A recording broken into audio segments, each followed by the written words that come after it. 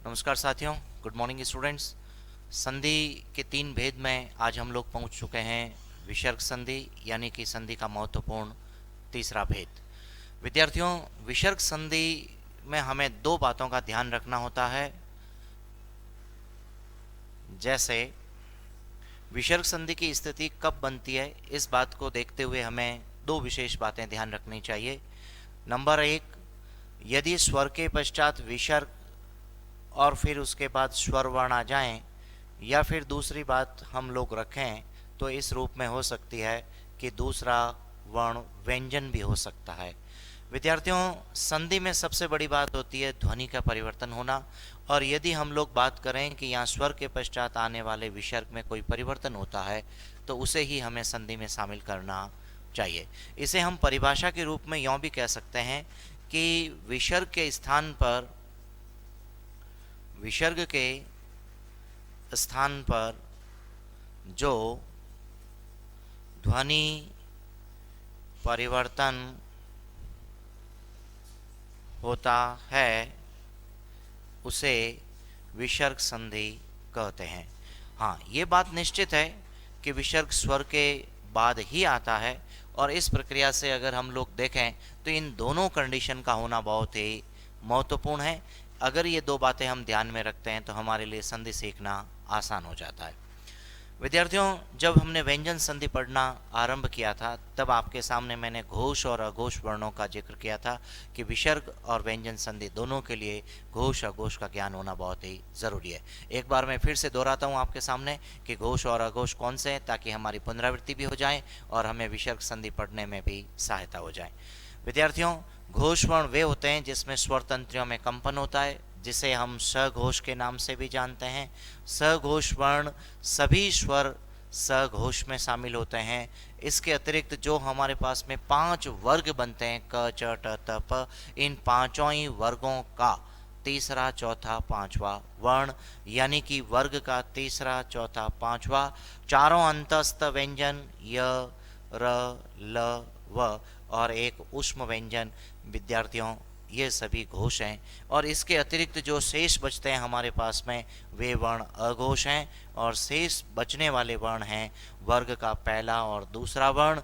इसके अतिरिक्त तालव्य, मूर्धन्य और दंत्य ये तीनों ही उष्म व्यंजन अघोष में शामिल है।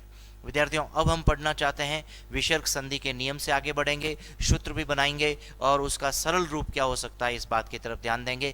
कहाँ हमें ज़्यादा ध्यान देना चाहिए इस बात की तरफ भी मैं कोशिश करूँगा आप लोगों को ये संधि अच्छे से समझ में आए। देखिए, नियम नंबर 1। नियम नंबर 1 की बात करते हैं। मैंने इसको बहुत ही सरल बनाने का प्रयास किया है कि यदि अ के साथ में विसर्ग आ जाएं तो वो ओ स्वर में परिवर्तन हो जाता है। अब ये परिवर्तन कब होगा, किस तरीके से होगा, इसका हम सूत्र बनाने का प्रयास करते हैं। यदि मान लीजिए अ के बाद विसर्ग आ जाए और उसके बाद में घोष वर्ण आ जाए, लेकिन मेरे भाइयों यहाँ कौन कौन से घोष आएंगे इस बात का भी हमें थोड़ा ध्यान देना चाहिए। सभी स्वर घोष होते हैं, लेकिन स्वर की बात करें तो एकमात्र स्वर होगा यहाँ पर, वो है अ। और इसके अतिरिक्त यदि हम घोष व्यंजन की बात करें तो मेरे भाइयों सारे के सारे व्यंजन जो कि घोष हैं वे सभी यहाँ शामिल किए जा सकते हैं। बस इस बात का ध्यान रखना चाहिए कि जो 11 स्वर हैं वे सभी घोष हैं, लेकिन इस संधि में केवल अ स्वर ही काम आएगा, अ को लेकर के ही आगे बढ़ना है। इस सूत्र को अब हम दो भागों में डिवाइड कर सकते हैं, इस दृष्टि से स्वर और व्यंजन की दृष्टि से। देखें, बहुत ही महत्वपूर्ण संधि है। यदि हम कहें कि अ के बाद में विसर्ग और अगला शब्द भी अ से आरंभ होता है तो यह एक स्थिति बनती है, और दूसरी स्थिति अ के पश्चात विसर्ग और अगला वर्ण हमारा घोष व्यंजन आ जाए तो ये दो स्थितियां बनती है। कुछ एग्जाम्पल हम इसके उदाहरण के रूप में देखेंगे, कुछ सूत्र के अनुसार आगे बढ़ने का प्रयास करेंगे। विद्यार्थियों, यहाँ हमें थोड़ा विशेष ध्यान देना चाहिए। यदि अ के पश्चात विसर्ग आए और इसे हम ओ बना दें तो शब्द के मध्य में आप देखेंगे तो अ आ जाएगा। हमारी देवनागरी लिपि की अक्षरात्मकता जो ये कहती है कि स्वर के पश्चात यदि स्वर का उच्चारण किया जाए तो स्वर संधि के अनुसार होना चाहिए। मेरे भाइयों, हम लोग यहाँ कहना चाहते हैं कि संस्कृत में कुछ स्थितियाँ अ स्वर के संदर्भ में विशेष रूप से दे रखी है, जिस समय हम इस अ को इस आकृति में लिखेंगे, यानी कि ये हमारा अवग्र रूप के रूप में लिखा जाएगा। यहाँ दो बातें ध्यान रखनी चाहिए कि यह जो आकृति है वो अस्वर है, लेकिन जब इस अस्वर का प्रयोग अवग्र के रूप में किया जाएगा तो शिरोरेखा स्पर्श नहीं होगी। देखिएगा, जैसे एक बहुत ही सरल एग्जाम्पल रखता हूं, कह धन अपि। आप यदि ध्यान दें तो क के साथ में स्वर है अ, उसके बाद विसर्ग, फिर अगले शब्द का आरंभ भी है अ से। हमारा आंसर बन जाएगा को, फिर देखिएगा ये अवग्र सिंबल और फिर आएगा भी। ये एक ऐसा एग्जाम्पल हमारे सामने बनता है। देखें, ये हमें बचपन से याद होता है, इसलिए आपको सीखने में आसानी रही। यदि इसी नियम को हम संधि विच्छेद के रूप में देखना चाहें तो मेरे पास में एक एग्जाम्पल है, शो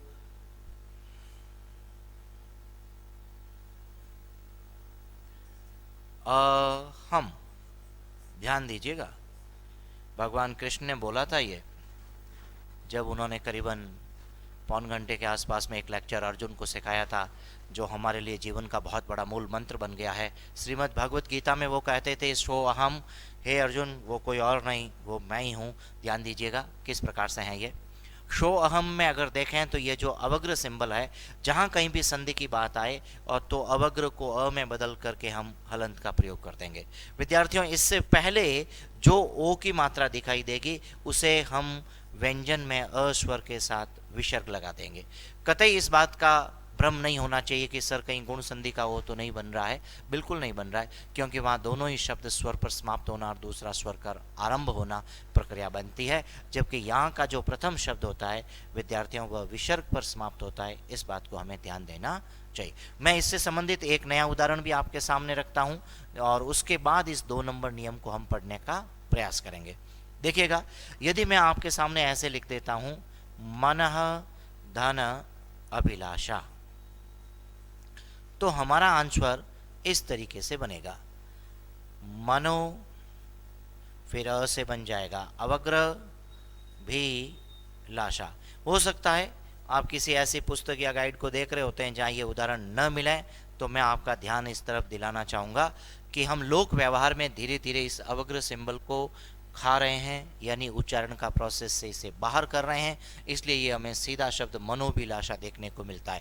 पर व्याकरण की दृष्टि से वहाँ अशुद्धि मानी जाएगी और प्रतियोगी परीक्षा में हमें अंक तभी मिलेंगे जब हम इस रूप में ही काम करेंगे। पुराने पेपर देखे जा सकते हैं और एक अच्छी पुस्तक जो होती है आधारभूत, उसको भी देखा जा सकता है। विद्यार्थियों, इस बिंदु को हम थोड़ा सा साइड में लेने का प्रयास करते हैं और इस 2 नंबर जो सूत्र है उसको हम अपने सामने लेकर के देखिएगा नया प्रयोग करने का प्रयास करते हैं। यदि हम इस बात को देखें तो घोष के रूप में हमें व्यंजन का प्रयोग करना है और एक चिर परिचित एग्जाम्पल आपके सामने रखता हूं। जैसे हमने लिख दिया है मनः धन ज, मनः धन ज। देखिएगा, मनः में जो विसर्ग है उसके पूर्व स्वर अ है और उसके बाद में आने वाला जो वर्ण है, जो शब्दांश के रूप में काम करेगा, यहाँ पर जो उपपद के रूप में काम करेगा, जो ज वर्ण आया हुआ है वो वर्ग का तीसरा वर्ण है और तीसरा वर्ण घोष होता है। ये बात हमें अच्छे से समझ में आ गई है और याद भी हो गई है। हमारा आंसर बन जाएगा मनोज। देखें, एक नया एग्जाम्पल और लेते हैं। मान लीजिए हम ऐसे लिख देते हैं तपह धन मय, तपह धन मय। देखिएगा, विसर्ग के पूर्व स्वर है अ और इधर से म जो कि वर्ग का 5वां वर्ण है, जो कि घोष वर्ण है। इस आधार पर हमारा आंसर बनेगा तपोमय। विद्यार्थियों, संधि विच्छेद की अगर बात की जाए तो 2 एग्जाम्पल हम विच्छेद करने का प्रयास करते हैं। मान लीजिए कि मुझे एक एग्जाम्पल ऐसे मिल गया है, वयो वृद्ध, वयो वृद्ध। देखें, जो आयु में वृद्ध हो गया है, वयोवृद्ध। वैसे वृद्ध मन से भी होते होंगे, इसलिए ऐसा शब्द चला होगा। यहाँ हम संधि विच्छेद करना चाहेंगे तो यहाँ से हमारा शब्द बनेगा अलग से वृद्ध और इधर से हम लोग अगर देखें तो वयः, हम लोगों को ओ जो बना हुआ है उसे वापस विसर्ग में बदलना चाहिए और पूर्व व्यंजन के साथ में अस्वर का प्रयोग करना चाहिए। देखें, हम लोग अगर एक एग्जाम्पल और लेने का प्रयास करते हैं तो हमें एक नया उदाहरण इस रूप से सामने मिलता है। खूब सारे एग्जाम्पल हैं, दुनिया भर के एग्जाम्पल हैं। हम सरल से कठिन की तरफ बढ़ते हैं। यदि हमें सरल एग्जाम्पल लेकर के नियम याद हो जाता है, सूत्र समझ में आ जाता है, तो हमें और भी कोई कठिन शब्द लगता हो जिसका प्रयोग रात दिन कम होता है, हम उसको भी सीख सकते हैं। देखें, एक नया एग्जाम्पल मैं आपके सामने रखता हूँ।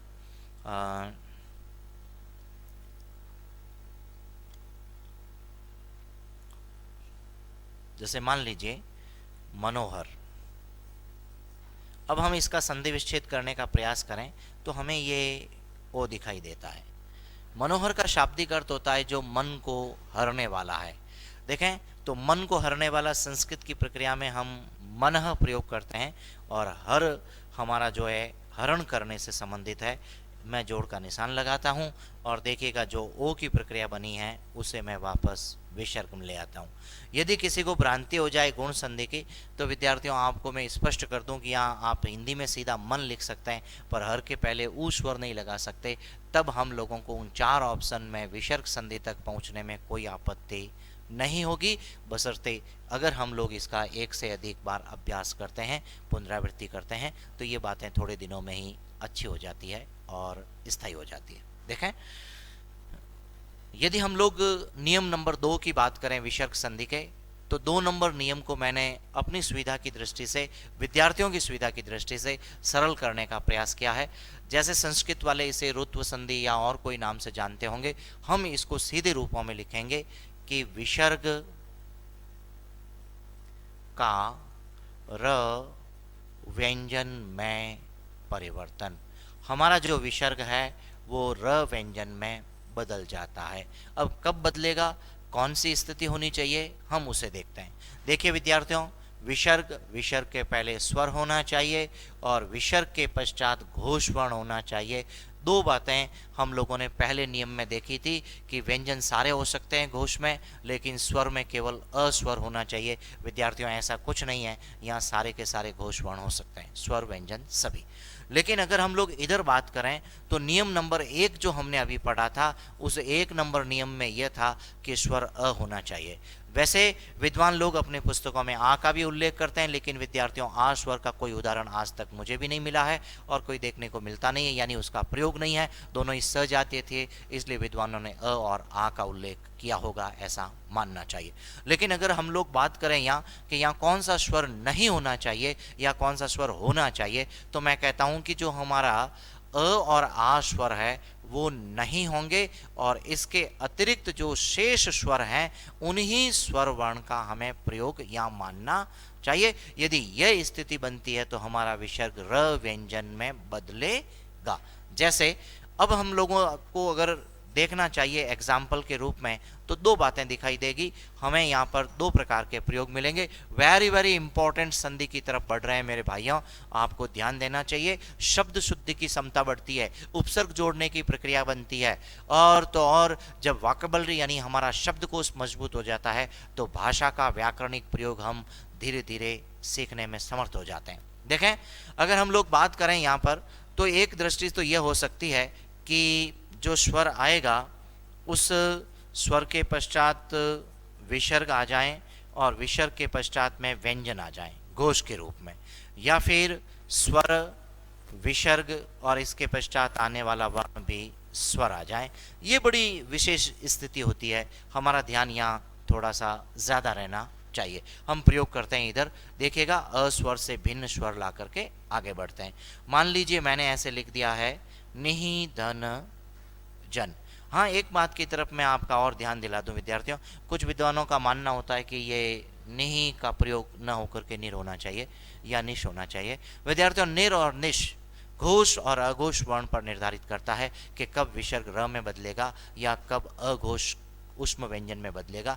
अतः संस्कृत मूलतः प्रयोग के अंदर देखा जाए तो हमें नहीं मिलेगा। बहुत इंपॉर्टेंट जानकारी मैं आपके सामने रख रहा हूं।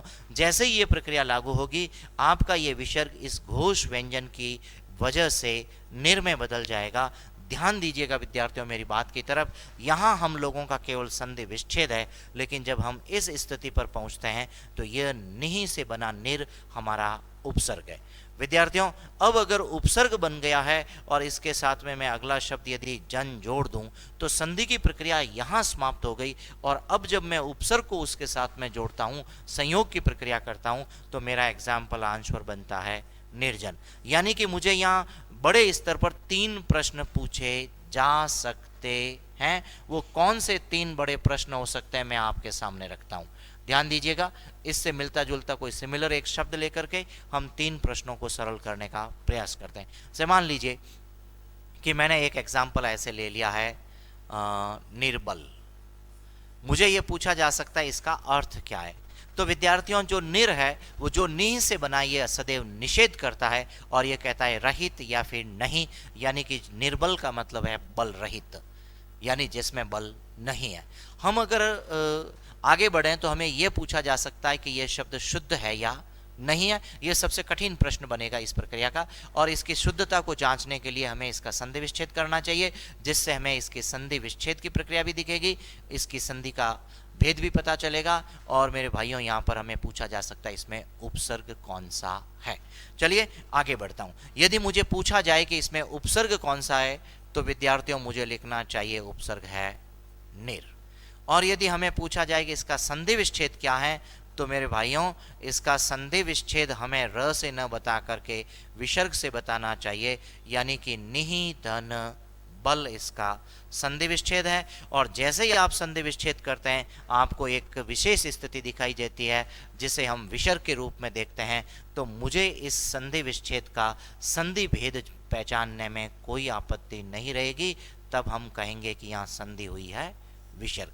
मैं आप लोगों को स्पष्ट कर दूं कि केवल निर्बल में यह देखना कि वह निहिधन बल है यही हमारा अध्ययन नहीं है। हमें देखना चाहिए कि वो रेफ कैसे बना, हमें देखना चाहिए इसमें उपसर्ग कौन सा है, हमें देखना चाहिए इसका अर्थ कौन सा है, हमें देखना चाहिए इसका संधि विच्छेद क्या है, और हमें यह भी पता करना चाहिए कि अगर संधि विच्छेद विसर्ग के रूप में आया है तो संधि का नाम भी विसर्ग है। इंपॉर्टेंट जानकारी जो कि हमारा दूसरा प्रयोग है, उस दिशा में अगर हम लोग आगे बढ़ें विद्यार्थियों तो आप लोगों के सामने ये जो 2 नंबर नियम है यहाँ हम काम करना चाहेंगे। विद्यार्थियों अगर मैं यहाँ अ और आ के अतिरिक्त कोई स्वर लेता हूँ और फिर विसर्ग और अगला वर्ण घोष में स्वर आ जाए तो आपके सामने बेहतरीन एग्जाम्पल आएगा। शायद हमने कल या परसों की जो क्लास हुई थी पिछली क्लास में यह देखा था कि एक एग्जाम्पल आ जाए हमारे पास में दुहु धन अवस्था, तो इसका सही रूप हमारे सामने क्या होगा विद्यार्थियों। वेरी वेरी इंपॉर्टेंट एग्जाम्पल है ये, जिसमें हमें शब्द शुद्धि के रूप में बहुत पूछा जाता है। देखिएगा मान लीजिए मैं आपके सामने ऐसे लिखता हूं तो विसर्ग के पूर्व स्वर है पर अ नहीं है, यानी कि उ ह्रस्व स्वर है, और इधर देखें तो अ स्वर जो कि घोष वर्ण है। नियम नंबर 2 की प्रक्रिया लागू होती है तो हमारा दुहु जो है वो दुर के रूप में लिखा जाएगा। जब ये दूर के रूप में लिखा जाएगा और इधर का शब्द यदि हम लोग देखें अवस्था के रूप में जोड़ दिया जाए तो मैं आपको स्पष्ट कर दूं कि विसर्ग परिवर्तन होकर के दूर बनाए। फिर वही प्रक्रिया जो कि निहि के साथ में थी, जैसे वहां निर उपसर्ग बना वहीं यहीं पर दुर उपसर्ग बना। और इस स्थिति से अगर हम र में अ स्वर का उच्चारण एक साथ करें तो हमारी अक्षरात्मकता इसे इस तरीके से लिखती है। मैं फिर से स्पष्ट कर दूं कि ये इसका शुद्ध रूप है, पर हमारे समाज में हमारे आम बोलचाल में दुर्वस्था का लोग उच्चारण गलत कर लेते हैं, अशुद्ध कर लेते हैं और उसे दुरावस्था बोल देते हैं। इस बात से हमें सावधान रहना चाहिए, सतर्क रहना चाहिए। देखिए विद्यार्थियों अब हम बात करते हैं इस स्वर सहित वाले प्रयोग में विच्छेद कैसे किया जाए। मान लीजिए कि मुझे एक एग्जाम्पल ऐसे दिया जाए, निराशा।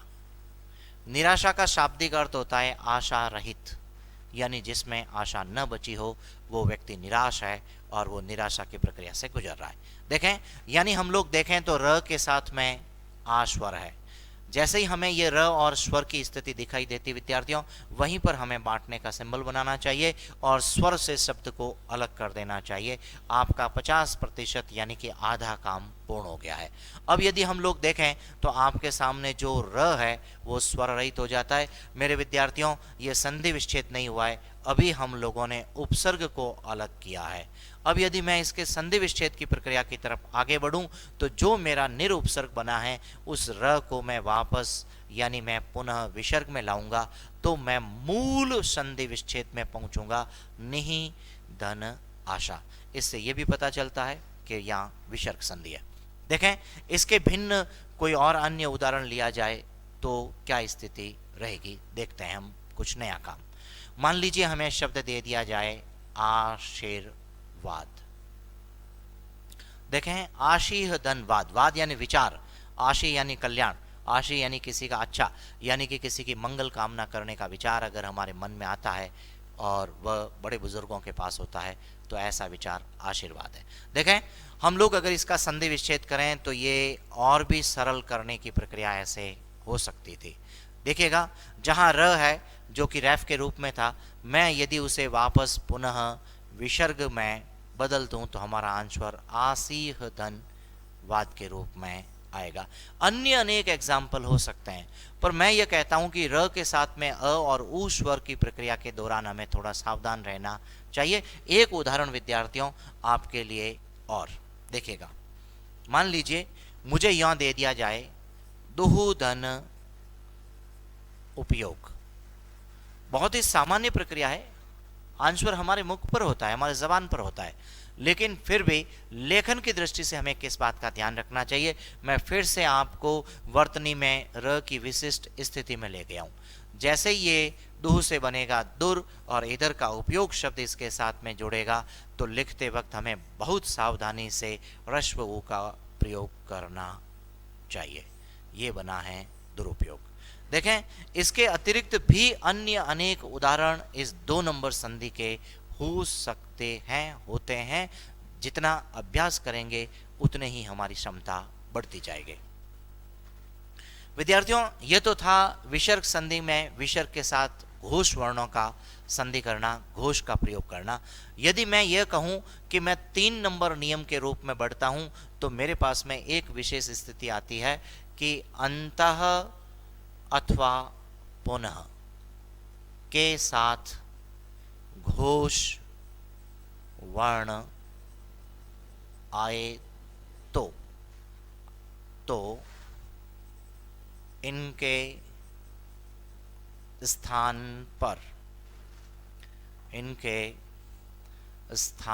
पर क्रमशः अंतर या फिर पुनः से पुनर् हो जाता है। आप लोगों के मन में आएगा कि सर यहाँ पर जो सूत्र बनेगा उसमें 1 नंबर नियम और 2 नंबर में कहीं न कहीं थोड़ा विरोध है। बिल्कुल है सर, ये तीसरा नियम इन अपने से पूर्व के दोनों नियमों के बिल्कुल विपरीत चलता है। यानी कि अंतः में त में स्वर अ और पुनः के न में भी स्वर है अ। इन दोनों से परे इसकी बात को हमें समझना चाहिए। देखें यदि हम लोग बात करें ऐसे कि अंतः के पश्चात घोष वर्ण आ जाए, आप देखेंगे कि हम नियम नंबर 1 में पहुंच गए हैं कंडीशन के हिसाब से, लेकिन हमारा जो परिवर्तन हो रहा है वो नियम नंबर 2 से हो रहा है। इसका मतलब यह हुआ कि हमें इन 3 नंबर के लिए अंतः और पुनः शब्दों को ध्यान में रखते हुए इस बात को याद रखना चाहिए कि इनके दोनों शब्दों के संधि करने का प्रोसेस बिल्कुल डिफरेंट है।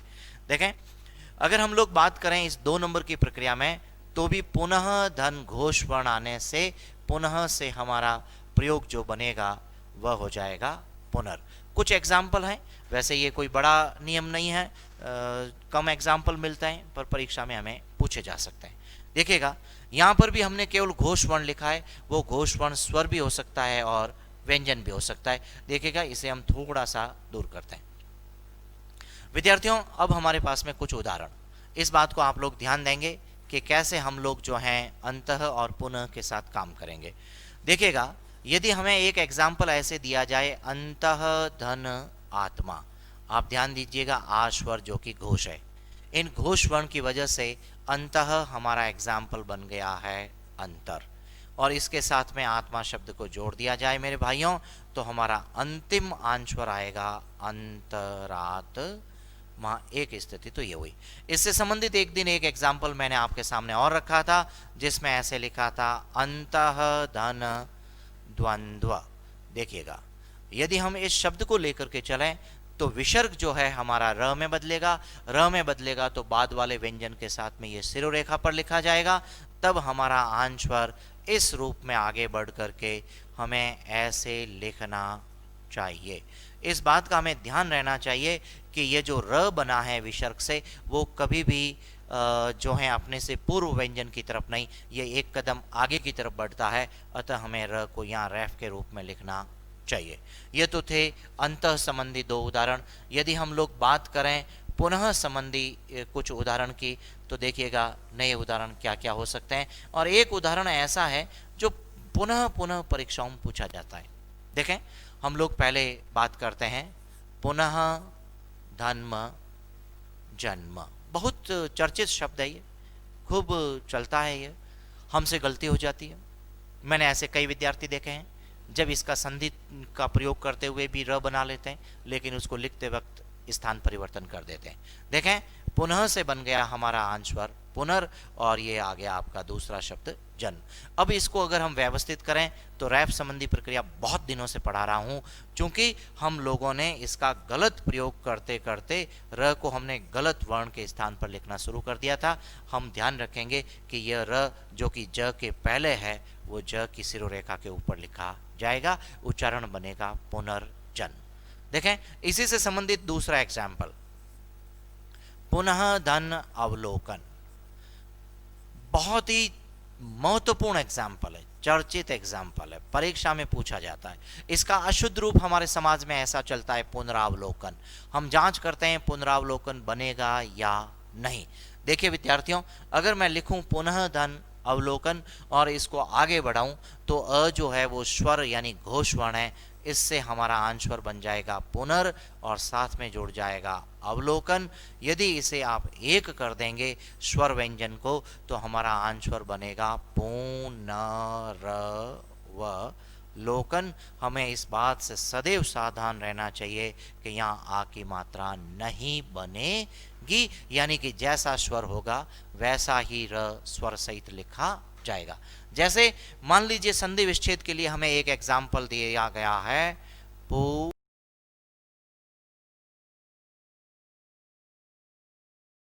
पुनरुत्थान। ध्यान से देखिएगा इसको, पुनरुत्थान।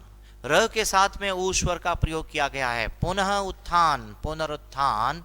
ध्यान दीजिएगा, र के साथ में जो स्वर है वो लघु स्वर है, ह्रस्व स्वर है। यदि हम जोड़ का निशान लगाएं और इस ऊ स्वर को अलग करें तो शब्द बन जाएगा उत्थान, और इधर से हमारा शब्द बनेगा पुनः। हमें यदि पूछा जाए संधि विच्छेद तो बनेगा पुनः धन उत्थान। यदि हमें यह पूछा जाए संधि का नाम तो हम सब जानते हैं कि यहाँ संधि है विसर्ग। और यदि हमें यह पूछ लिया जाए कि इसमें उपसर्ग कौन सा है मेरे विद्यार्थियों, तो हमें इस विसर्ग को र में बदल करके ही उपसर्ग बताना चाहिए। ये हमारा उपसर्ग है और इस उपसर्ग का मूल रूप पुनः के रूप में लिखा जाता है, जैसे दुर का दुह, निर का निहि, और उसी प्रकार से अंतर का अंतः, और ये पुनर् का पुनः। आगे बढ़ते हैं विद्यार्थियों, विसर्ग संधि के 3 बड़े नियम हमने कंप्लीट किए हैं। हम आगे बढ़ते हैं एक छोटे नियम को लेकर के, वो इस प्रकार से है। यदि हम कहें कि विसर्ग के पश्चात, यानी कि इस विसर्ग के साथ में अघोष वर्ण आ जाए।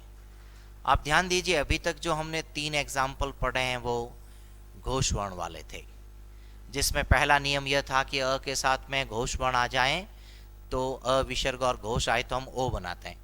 दूसरा नियम था कि अ और आ से परे स्वर आकर के घोष वर्ण आए तो विसर्ग र में बदलता है। और तीसरा नियम अपने आप में स्पेशल था कि अंतः और पुनः के साथ घोष वर्ण आ जाए तो यहाँ पर भी र बनता है। अब हम लोग जब 4 नंबर नियम की तरफ बढ़े हैं तो हमने देखा है कि ये जो विसर्ग के साथ में अगर अघोष वर्ण आए तो स्थिति किस प्रकार से बनती है। विद्यार्थियों ध्यान दीजिएगा, यहाँ हम लोगों को एक बिंदु ऐसे भी लिखा जा सकता है कि विसर्ग का अघोष वर्ण में परिवर्तन, अघोष वर्ण में परिवर्तन। और वे 3 वर्ण हैं जिसमें कि हमारा विसर्ग बदल सकता है, जैसे तालव्य व्यंजन, इसी तरीके से मूर्धन्य व्यंजन और एक दंत्य व्यंजन। आप देख रहे होंगे मैंने यहाँ पर हलंत का प्रयोग किया है, तो तालव्य, मूर्धन्य और दंत्य में से कौन सा वर्ण आएगा इसका निर्णय करने का प्रयास करते हैं। देखें, ये तीन बातें बनती है विद्यार्थियों। यदि हम कहें कि स्वर के बाद आए विसर्ग और उसके पश्चात देखने को मिल जाए हमें च, छ या फिर श से बनने वाला शब्द, ध्यान दीजिएगा विद्यार्थियों, इन तीनों में से किसी भी एक वर्ण से कोई शब्द आरंभ होता है तो हमारा ये विसर्ग जो है विद्यार्थियों, ये इस तालव्य व्यंजन में बदलेगा। Condition number 1।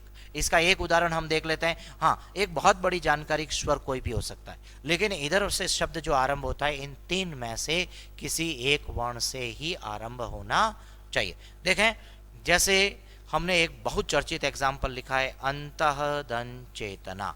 मैं इस एग्जाम्पल को इसलिए आपके सामने रख रहा हूँ क्योंकि इसका अशुद्ध रूप भी चलता है अंतर चेतना के रूप में। हम इसको ठीक करते हैं। देखिएगा, च जो कि तालव्य है और अघोष है, और अघोष संधि में हमारा विसर्ग ये तालव्य व्यंजन में बदलेगा, तो आपका आंसर बनेगा अंतश्चेतना।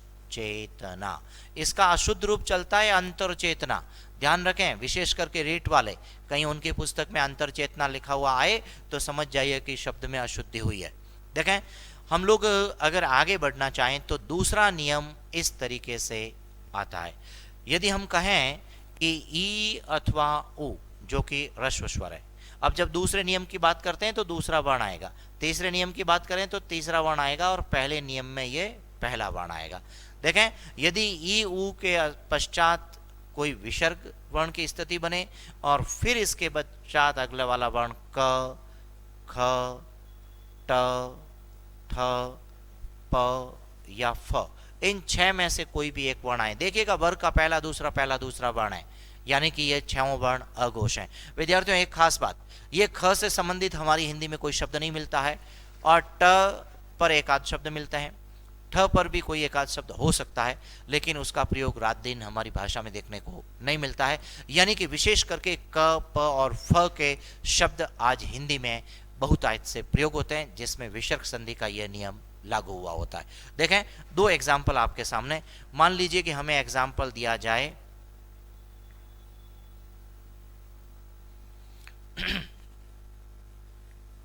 पुहुधन कर, तो आप देखेंगे कि विसर्ग के पहले स्वर है उ, विसर्ग से पहले स्वर है उ, लेकिन अगला वर्ण क से आरंभ हो रहा है जो कि अघोष है और इस टेबल में से है, अतः हमारा विसर्ग मूर्धन्य सकार में बदलेगा और आंसर हो जाएगा पुष्कर। देखिएगा, ऐसा ही एक एग्जाम्पल यदि हमें दे दिया जाए निष्फल, फल रहित, बिना फल के निष्फल। वैसे मेरा मानना है कि कोई भी प्रयास निष्फल नहीं रहता है। हाँ, अगर प्रयास ही नहीं करें तो निष्फल ही रहेंगे। संधि विच्छेद फल, फ अघोष वर्ण, प फ वर्ग का दूसरा वर्ण, और इससे पूर्व जो मूर्धन्य शकार आया है उसे हमें पुनः वापस बदल देना चाहिए विसर्ग में। ये प्रक्रिया यहाँ तक बनती है। तीसरा नियम जो आपके सामने रखता हूँ विद्यार्थियों, और ऐसा तीसरे नियम को देखने के लिए मैं इस पूरे प्रोसेस को हटाने का प्रयास करता हूं। देखिएगा, ये स्थिति आपके सामने। तीसरा नियम इस तरीके से, अगर हम लोग बात करें तो तीसरा नियम कहता है कि दंत्य सकार का आगम। विद्यार्थियों, ये थोड़ा विकल्प नियम है। ये विकल्प क्या होता है, इस पर चर्चा की जाए। विकल्प यह कहता है कि भाषा में अगर एक से अधिक स्थितियां एक समान रूप से आती है तो भाषा का मौखिक रूप प्रधान माना जाएगा। जहां पर उच्चारण की प्रधानता रहेगी उसे उस विकल्प के आधार पर हमें किसी अनेक नियमों में से एक नियम का चयन करना है, इसे विकल्प कहते हैं। देखें, विकल्प से इस प्रकार से हैं कि स्वर के पश्चात यदि आ जाए विसर्ग और इसके पश्चात विद्यार्थियों त, थ अथवा दंत्य स, इनमें से कोई वर्ण आता है। एक विशेष स्थिति इस रूप से भी हो सकती है कि वो वर्ण क भी हो सकता है। अब आप लोगों को ध्यान देना चाहिए, विसर्ग से पहले स्वर, अब ई और उ भी स्वर है और इसके पश्चात क है, तो क का विकल्प यह बनता है कि विसर्ग के पूर्व ई अथवा उ स्वर आने पर हम नियम नंबर 2 में जाएंगे, और यदि ई और उ के अतिरिक्त कोई स्वर होगा तो हम नियम नंबर 3 में आएंगे। जैसे सीधा एग्जाम्पल लिखा मैंने, नमः धनकार, तो आप समझ सकते हैं कि क तो है, विसर्ग भी है, लेकिन स्वर ई अथवा ऊ नहीं है, अतः हम इस तीसरे नियम से हमारा आंसर लिखेंगे नमस्कार। इसी प्रकार से अन्य एग्जाम्पल देखिएगा, हमने लिख दिया है निधन संदेह। बात करें हम लोग दंत्य स विसर्ग और फिर दंत्य स के लिए त और थ के लिए कोई भी स्वर हो सकता है, ऐसा कोई बंधन नहीं है। इस आधार पर दंत्य से दंत्य बनकर हमारा आंसर बनता है निस्संदेह। विद्यार्थियों, अनेक एग्जाम्पल इससे संबंधित है, हमें बार बार उनका अभ्यास करना चाहिए। मेरा निवेदन यह है कि यदि हम संधि के नियम को पढ़ें, एक दो एग्जाम्पल की संधि करें और अनेक एग्जाम्पल का संधि विच्छेद करना सीखने में ज़्यादा सहायक होता है।